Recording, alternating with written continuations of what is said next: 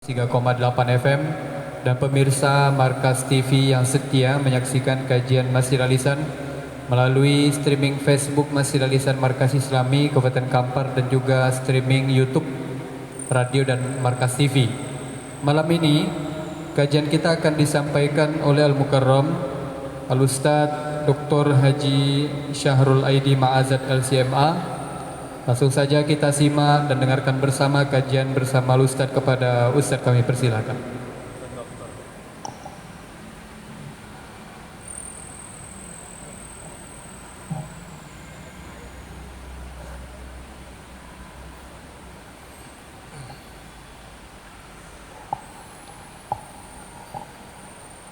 Bismillahirrahmanirrahim. Assalamualaikum warahmatullahi wabarakatuh.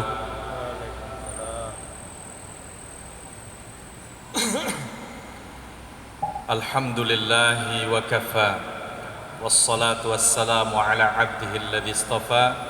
Ashhadu an la ilaha illallah wahdahu la sharika lah, wa ashhadu anna Muhammadan abduhu wa rasuluh alladhi la nabiyya ba'dah, ballagha ar-risalah wa addal amanah wa nasahal ummah wa kashafal ghummah wa tarakana ala mahajjatil bayda lailuha kanahariha la yazi'u anha illa halik. Allahumma salli wa sallim wa barik ala Muhammad wa ala alihi wa sahbihi ajma'in. Ma'asyiral muslimin wal muslimat, jemaah maghrib yang dirahmati Allah, bersyukur kita kepada Allah yang telah memberikan kepada kita kesempatan untuk mengisi kebutuhan rohani kita dengan melaksanakan solat. Karena sesungguhnya solat itu bukan hanya sekedar kewajiban, dia adalah kebutuhan. Anak kita sebagai manusia ini bukan hanya membutuhkan makan nasi, lauk pauk, yang sesungguhnya itu adalah kebutuhan jasmani kita. Tetapi kita juga terdiri dari rohani yang juga butuh makanan. Dan makanan daripada rohani itu adalah at-taqarrub ilallah, mendekatkan diri kepada Allah Subhanahu wa taala. Dan jalan yang paling tepat untuk mendekatkan diri kepada Allah itu adalah melalui solat. Dan solat itu adalah meminta. Para ulama mengatakan as-salatu hiya du'a, solat itu adalah meminta. Berarti ketika kita solat kita meminta. Meminta itu artinya mengadu, menyerahkan urusan kita kepada Allah, menyampaikan segala keinginan kita kepada Allah Subhanahu wa taala. Alhamdulillah, setelah salat kita juga menyempatkan diri untuk memenuhi kebutuhan akal kita. Manusia itu terdiri dari 3 unsur: unsur jasad, unsur ruh, unsur akal. Dengan dipenuhinya ketiga kebutuhan ini, maka kehidupan manusia itu akan seimbang. Jasadnya sehat, ruhnya sehat, akalnya sehat. Dan kebutuhan akal itu adalah ilmu. Dan ilmu yang paling mulia tentunya adalah ilmu syariat, ilmu agama. Alhamdulillah, Allah memberikan kepada kita 3 hal ini. Mudah-mudahan Allah sehatkan jasmani kita melalui olahraga, menjaga makanan. Kemudian Allah sehatkan rohani kita dengan ibadah kita khusyuk kepada Allah Subhanahu wa taala. Kemudian Allah sehatkan akal kita dengan kita menambah akal, mengisi akal kita ini dengan ilmu. Bapak-bapak dan ibu-ibu kaum muslimin wal muslimat rahimakumullah, pada kesempatan ini saya ingin membacakan sebuah hadis yang diriwayatkan oleh Imam Bukhari dan Muslim dari Abi Hurairah radhiyallahu anhu, yang berbunyi, la yabulanna ahadukum fil ma'id daim alladhi la yajri thumma yaghtasil fihi. Abu Hurairah meriwayatkan sebuah hadis dari Rasulullah sallallahu alaihi wasallam, di mana Rasulullah sallallahu alaihi wasallam bersabda, "Janganlah kamu kencing di air yang tergenang, yang tidak mengalir." Diperkuat lagi, maksudnya air yang tergenang itu apa? Yang tidak mengalir.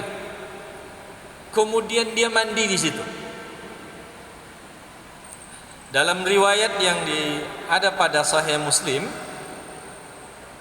bunyinya adalah la yaghtasilul muslim fil ma'id daim wa huwa junubun. Janganlah seseorang mandi di air yang tidak mengalir padahal dia dalam keadaan junub. Bapak-bapak dan ibu-ibu kaum muslimin wal muslimat rahimakumullah, hadis ini masyhur.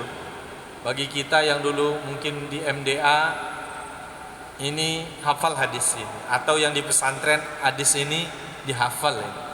Karena hadis, apalagi hadis diriwayatkan oleh Imam Bukhari dan Muslim, yang kita tahu adalah imam yang meriwayatkan hadis-hadis sahih, dan diriwayatkan dari Abu Hurairah yang merupakan sahabat yang paling banyak meriwayatkan hadis dari Rasulullah sallallahu alaihi wasallam.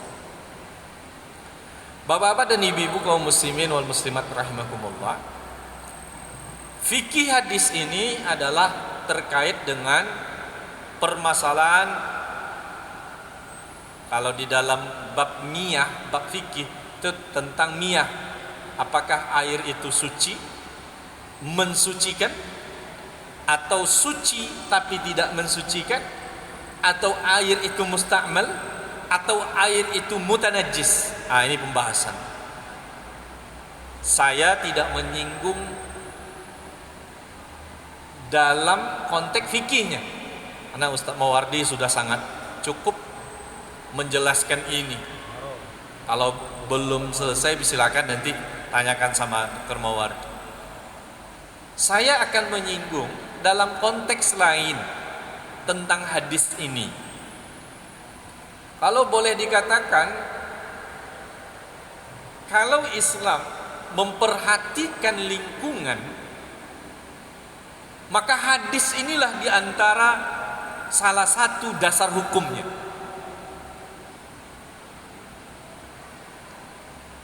Kalau di pemerintahan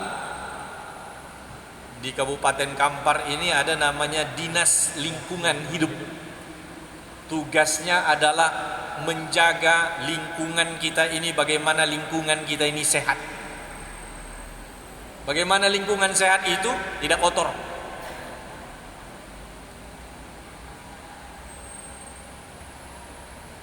Jadi yang bekerja di Dinas Lingkungan Hidup sesungguhnya adalah bahagian orang yang mengamalkan hadis ini.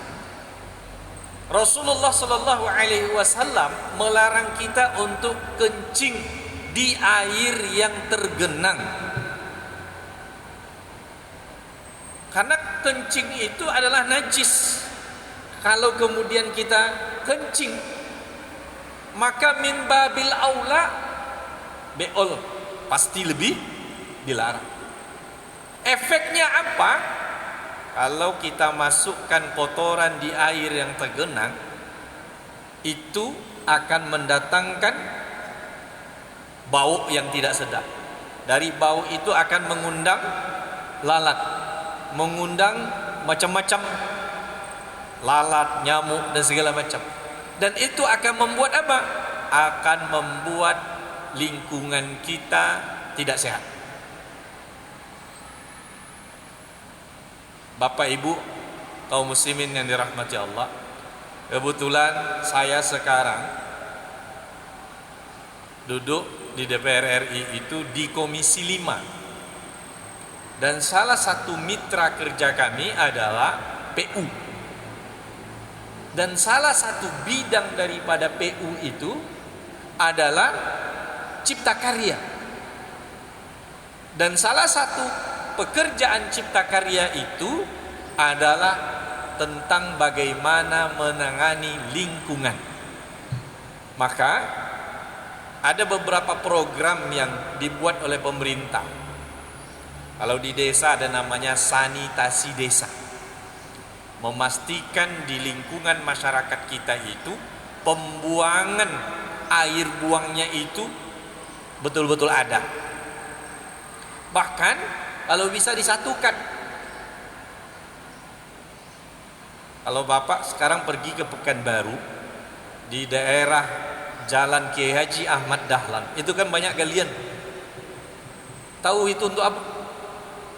Itu adalah pekerjaan dari Kementerian PU untuk menampung seluruh limbah kotoran kita yang dari softy tank itu dikumpulkan di situ. Jadi di rumah-rumah itu tidak ada lagi softy tank, tetapi terkumpul di situ, dibawa kotoran itu dipisahkan, nanti mana yang padatnya, mana yang cair. Yang padat ini akan jadi pupuk, diambil dijadikan pupuk. Yang cair ini diolah kemudian keluar menjadi air bersih. Nah, ternyata Bapak Ibu dirahmati Allah, ini untuk menghindar kebiasaan kita di rumah tangga kita itu antara sumber air bersih kita dengan softy tank kita itu jaraknya tidak jauh. Ada yang 5 meter, bahkan ada yang 10 meter. Lama kelamaan sumber air kita, sumur bor kita itu akan merembeslah dari softy tank ini, yang membuat kan tanah itu pasti merembes. Lama kelamaan sumber air yang kita jadikan sumur bor itu untuk mandi, untuk bersuci dan segala macam, bahkan mungkin jadi untuk minum, itu merembes dan tidak sehat. Dan itulah yang menyebabkan penyakit, itulah yang menyebabkan kanker, itulah yang menyebabkan stunting.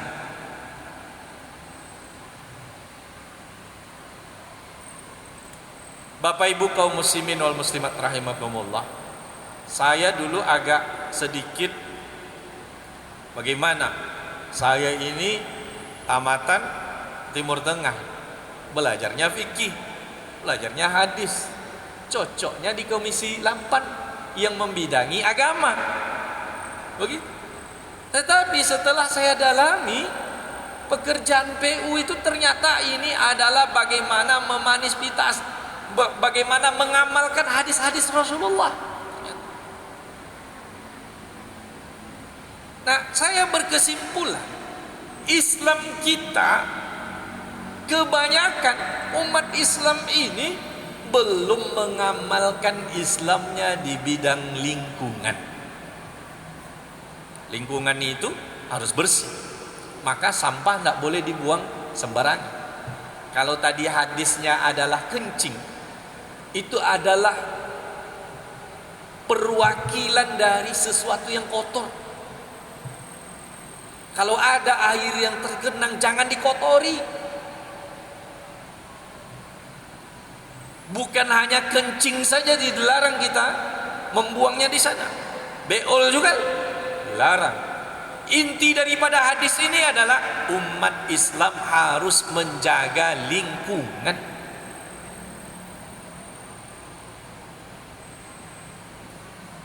Umat Islam belum merasa berpahala untuk membuang sampah pada tempatnya.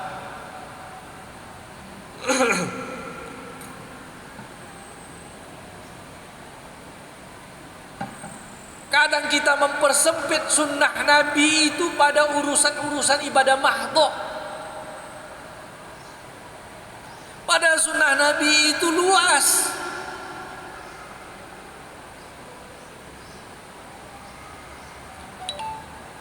Islam pernah jaya, dan di antara kejayaan Islam itu salah satu tandanya adalah apa? Salah satu tandanya bahwasanya tempat pembuangan hajatnya bagus. Kita mohon maaf, beberapa puluh tahun yang lalu rumah kita cantik, tapi WC kita WC terbang.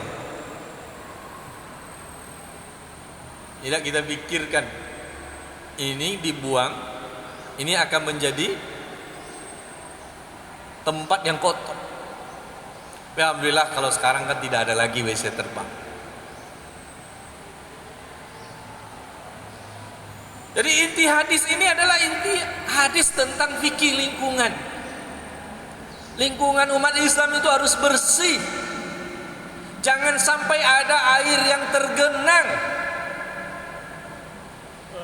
Karena air itu adalah sumber kehidupan. Al-Quran menyebutkan wa ja'alna minal ma'i kulla syai' hayy. Allah jadikan segala sesuatu dengan air itu hidup. Jadi air itu adalah kehidupan. Maka Islam menyuruh kita untuk menjaga air. Jangan sampai air kita itu mutanajis.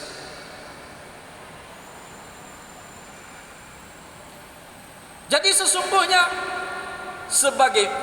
saya pernah mengatakan, sebagaimana kita wajib membuat kamar, membatasi rumah kita itu dengan membuat kamar, sama halnya kita wajibnya membuat WC.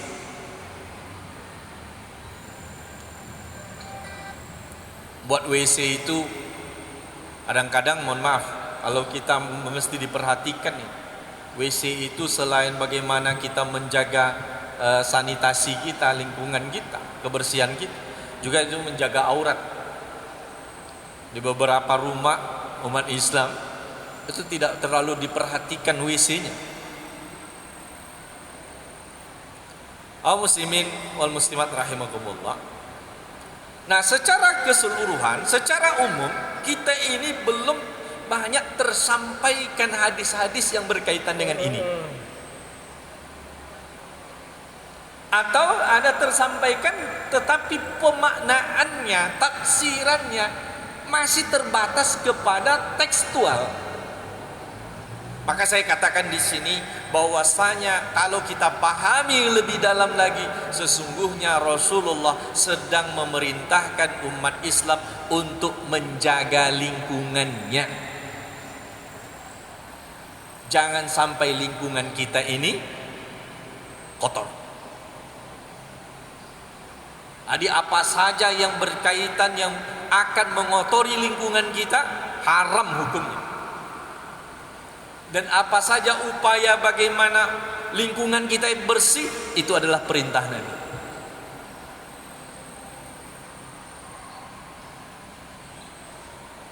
Maka ada ungkapan dalam hal lingkungan ini, orang-orang barat itu lebih mempraktekkan hadis-hadis Nabi ini.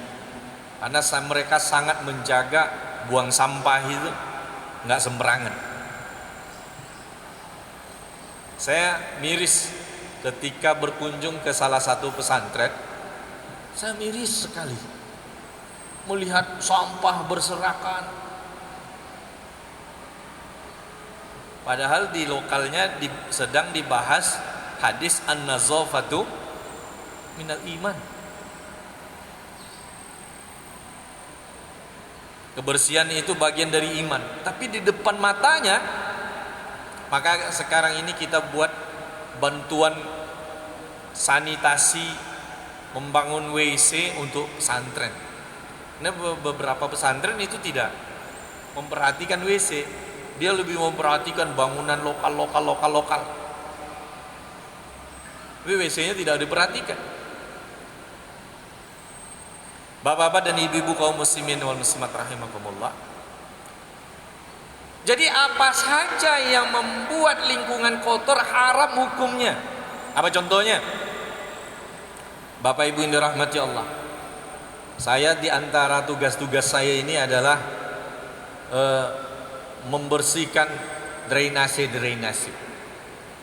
Tahun 2021 kemarin saya membuat program di Kelurahan Langgini ini, namanya Kota Tanpa Kumuh. RW berapa itu saya lupa. Ini di belakang sini. Untuk ternyata banjir kita di Bangkinang ini khususnya itu adalah karena ulah tangan kita sendiri.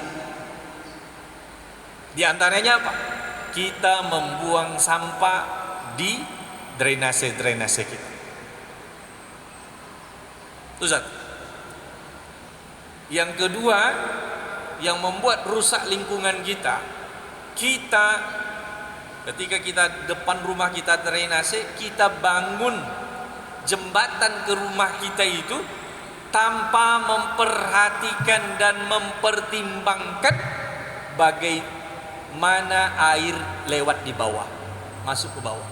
Enak aja main lurus saja, tidak dinaikkan, sehingga mempersempit lewatnya air. Dan tidak peduli kita.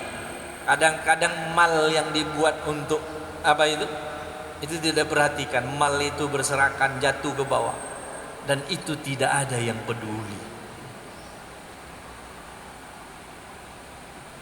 Dia pokoknya ingin bangun saja, tidak berpikir apa efeknya bagi orang lain. Ini mohon maaf, perlu saya sampaikan. Jadi lebih baik ilmu itu disampaikan satu, tapi kita amalkan, daripada disampaikan 10, tetapi hanya tinggal ya. Ini ilmu-ilmu yang memang ini menusuk ke kita sendiri. Ini kan sekarang kita banjir, hujan banjir. Nah, di antaranya apa? Satu, kita buang sampah sembarangan. Ini sampah-sampah kita itu di drainase. Atau sampah-sampah kita itu kan ada di lingkungan kita, ada yang kali-kali yang sedikit, kita masukkan sampah. Otomatis apa? Endapannya akan semakin tinggi, dan air yang masuk ke situ tentu tidak banyak lagi. Kenapa? Kalau bahasa ini sedimentasinya, dasar sungai ini akan naik. Jadi ketika air hujan kali tadi, Baswawa, Bondo tadi tidak menampung air deh, karena sampah dibuang sana, sampah dibuang.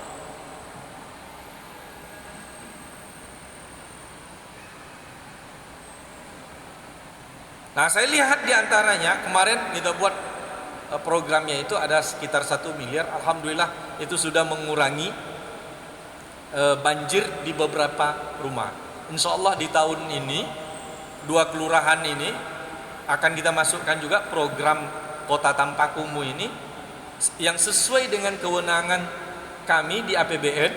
Beberapa tempat yang bentuknya lingkungan perumahan akan kita perbaiki.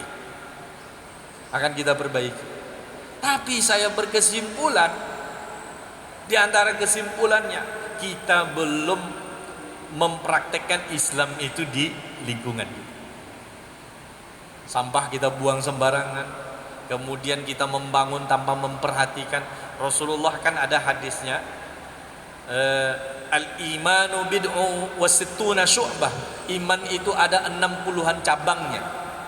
A'la la ilaha illallah, yang paling tinggi adalah la ilaha illallah. Wa adnaha imatatul adza anit tariq, dan di antara iman itu adalah membuang duri di jalanan. Sekali lagi, hadis ini jangan hanya dipahami teksnya saja, tetapi sesungguhnya hadis yang menyuruh kita untuk membuang duri di jalanan maknanya lebih umum. Apa maknanya? Kita harus membuang segala sesuatu yang akan mengganggu orang lain. Dan apabila kita melakukan sesuatu yang membuat orang lain teraniaya, sesungguhnya kita zalim. Mempersempit jalan orang. Misalnya, persempit jalan orang. Bapak Ibu yang dirahmati Allah, kami ketika membuat program itu butuh tanah, dan tanah ini tidak ada ganti ruginya. Ada yang kemudian la ilaha illallah. Ada yang tidak mau rela tanahnya itu terpakai 1 meter. Padahal itu kepentingan orang banyak dan kepentingan dirinya sendiri. Sekarang tanahnya yang tadinya selalu lembab, selalu kena air, sekarang dengan program itu tanahnya sudah kering, sudah bisa ditempati, sudah bisa dibuat rumah. Nggak mau dia dulu mengasih tanah di situ. Saya katakan ini lagi salah paham. Mereka menganggap hanya berimpak tanah, berwakaf tanah itu pahalanya adalah ketika di situ dibangun masjid. Salah. Sesungguhnya di antara wakaf tanah yang paling baik itu adalah wakaf tanah untuk kebutuhan jalan, untuk menyelesaikan kesulitan orang lain. Maka saya sampaikan sama teman-teman ustadz, saya katakan kita harus memperkaya tema-tema kita dalam ceramah ini. Jangan ajak hanya orang berwakaf tanah untuk masjid, untuk kuburan. Mewakaf tanah untuk jalan itu adalah luar biasa. Mohon maaf, kalau bangunan itu ada umurnya, kalau tanah nggak ada umurnya. Kecuali terjadi longsor, jarang lah ya. Maka di antara wakaf tanah yang paling baik itu adalah wakaf tanah untuk jalan.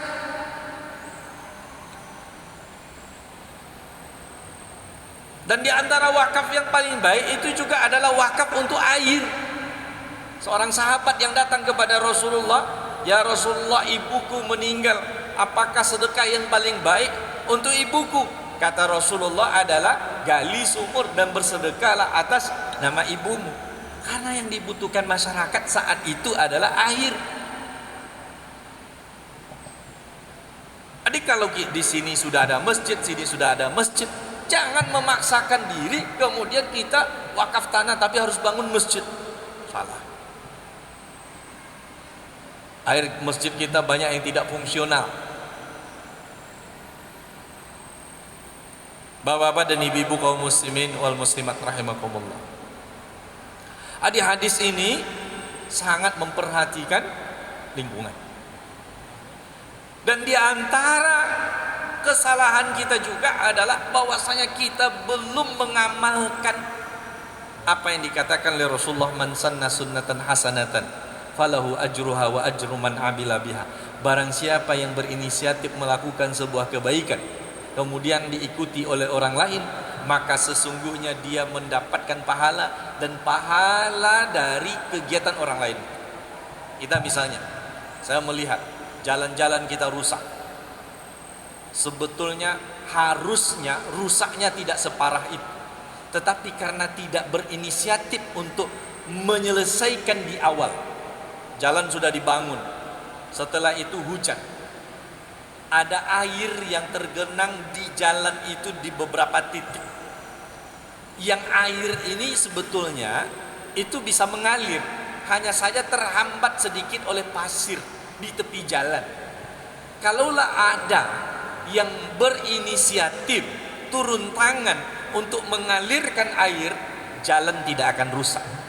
Karena jalan itu rusak disebabkan oleh air yang tergenang, kemudian dilalui oleh kendaraan. Tetapi apa yang terjadi? Jalan itu dibiarkan air tergenang, lalu mobil lalu lalang, airnya jalan itu rusak. Orang PU bilang bahwasanya musuh jalan itu yang pertama adalah air, yang kedua adalah air, yang ketiga adalah air. Air yang bagaimana? Air yang tergenang. Cuma tidak ada yang berinisiatif. Begitu juga drainase kita. Kalaulah ada yang berinisiatif membersihkan drainase kita di awal, asal ada nampak drainase tersumbat atau ada pasir masuk kemudian dibersihkan, lingkungan kita akan bersih dan kita tidak akan terjadi banjir. Dan begitu juga kepedulian kita dalam membangun, bahwasanya jangan hanya mementingkan kebutuhan kita sendiri, tapi efeknya Saya katakan, saya berani mengatakan, orang yang membangun dan karena membangun mengganggu orang lain, bahkan menganiaya orang lain, orang ini akan selalu mendapat dosa. Dalam sebuah hadis dikatakan, kalau kita membangun dan dengan bangunan kita itu kemudian terhalang matahari masuk ke rumah tetangga kita, sesungguhnya kita itu berdosa. Apalagi karena bangunan kita itu tetangga kita jadi kebanjiran, tetangga kemudian menjadi teraniaya. Nauzubillahi min dzalik. Bapak-bapak dan ibu-ibu kaum muslimin wal muslimat rahimakumullah. Jadi yang dibutuhkan dari kita adalah bagaimana kita menjalankan agama ini secara utuh, secara kompleks. Hal ibadah, hadis-hadis Rasulullah itu harus dipahami secara kontekstualnya, bukan pada tekstualnya. Jadi seperti membuang duri di jalanan, bukan hanya duri, tetapi segala sesuatu yang akan merusak dan mengganggu orang lain. Begitu juga tadi, janganlah kencing di air yang tergenang. Makna sesungguhnya bahwasanya umat Islam itu harus menjaga lingkungannya.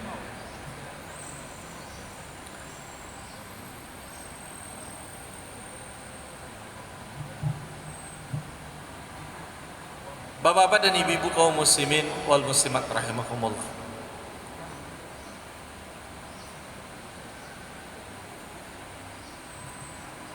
Ini mesti kita perhatikan. Karena ternyata di dunia ini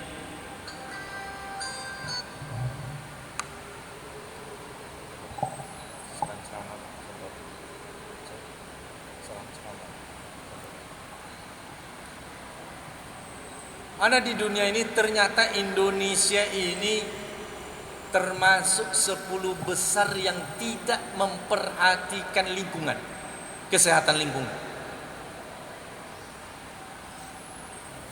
Artinya yang paling jorok. Dan kita malu sebagai bangsa yang mayoritas muslim yang mengajarkan an-nazafatu minal iman. Dunia sekarang ini Bapak Ibu,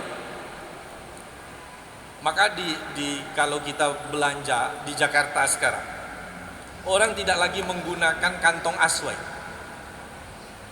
Kantong aswai itu tidak guna, kantong plastik itu tidak dipakai lagi. Kenapa? Karena dia tidak mau larut di tanah, tidak hancur, dan itu bahaya.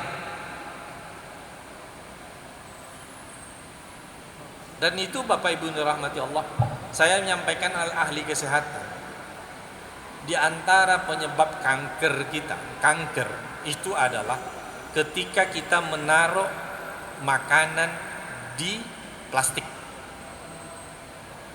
dan panas. Itu sangat diperhatikan. Maka di beberapa negara sekarang orang nggak menggunakan, sedapat mungkin tidak menggunakan plastik. Karena mereka itu tahu asal muasal plastik itu dibuat dari mana. Apalagi sekarang kan limbah plastik itu didaur ulang lagi. Dan ketika tertimbun di tanah dia tidak hancur. Kalau masuk ke sungai, masuk ke laut dia tidak hancur. Saya beberapa bulan yang lalu ke Inhil. Sedih sekali rasanya. Di sana kan banyak kelapa. Ternyata sabut-sabut kelapa itu dibuang ke laut. Yang akibatnya apa yang terjadi? Mereka sendiri sekarang kesusahan untuk menggunakan kapal-kapal mereka di laut itu, sering nyangkut. Maka seorang muslim itu harus berpikir, kalau ini yang dilakukan, apa efeknya ke depan? Apa efeknya bagi orang lain? Bukan hanya kepentingan sesaat saja.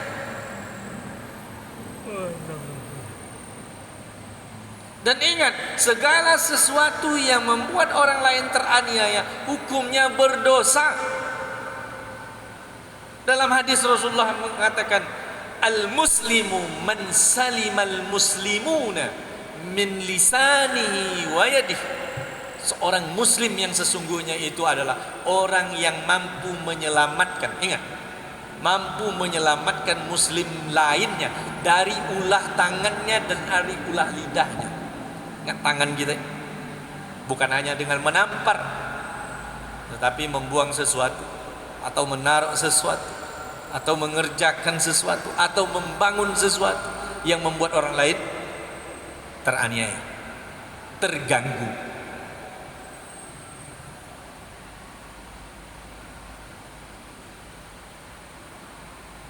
Apalagi kan ada, kita lihat malu sekali ya, ada orang yang tiba-tiba dibangun tembok, ada viral bangun tembok di rumahnya menyebabkan orang lain tidak bisa masuk ke rumah di belakang, harus manjat. La ilaha illallah, itu dosanya luar biasa itu. Zalim. Tadi mampu menyelamatkannya itu, tidak menyiksa itu tidak, bukan hanya dengan menampar, memukul, tetapi adalah berbuat sesuatu, membuang sesuatu, membangun sesuatu. Bapak-bapak dan ibu-ibu kaum muslimin dan muslimat rahimakumullah, setelah terjun di pemerintahan dan makin pusat ini, saya mendapatkan gambaran-gambaran bahwasanya kita umat Islam ini harus berpikirnya itu global, harus berpikirnya itu komprehensif, menyeluruh, utuh. Islam ini rahmatan lil alamin. Islam itu adalah rahmat. Rahmat itu adalah penyejuk bagi semesta alam, memberi kasih sayang, memberi kedamaian, tidak ada gangguan oleh Islam. Itu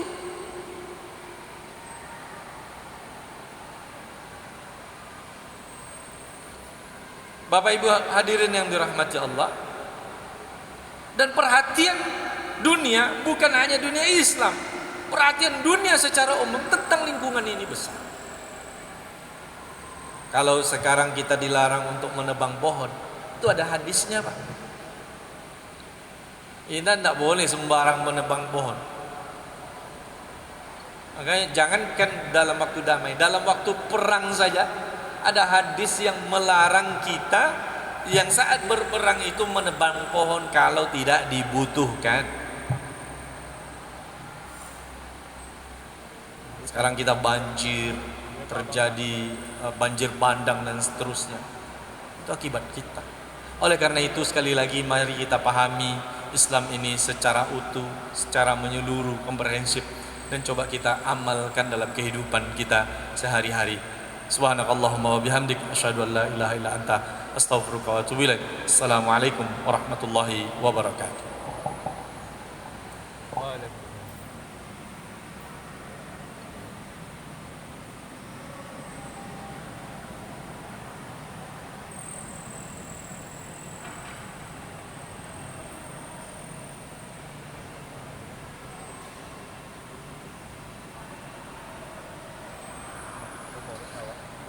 Terima kasih banyak kita ucapkan kepada Al-Mukarram Al-Ustaz Dr.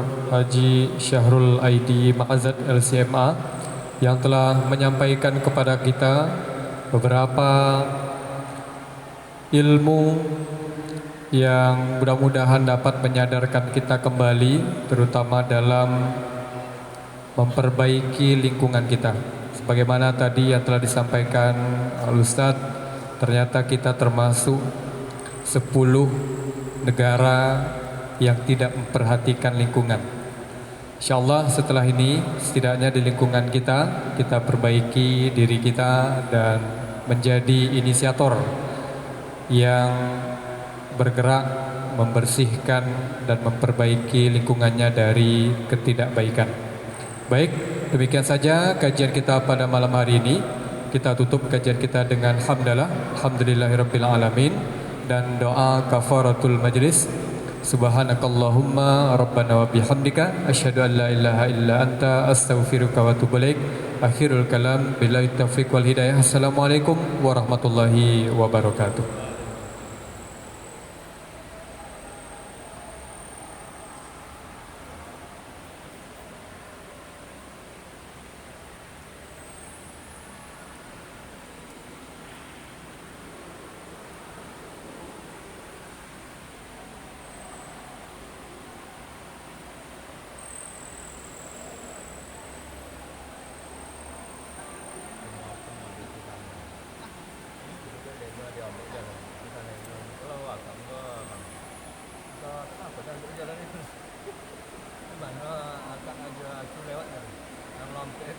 lanjut. Karena bangun udah. Habis dari tangga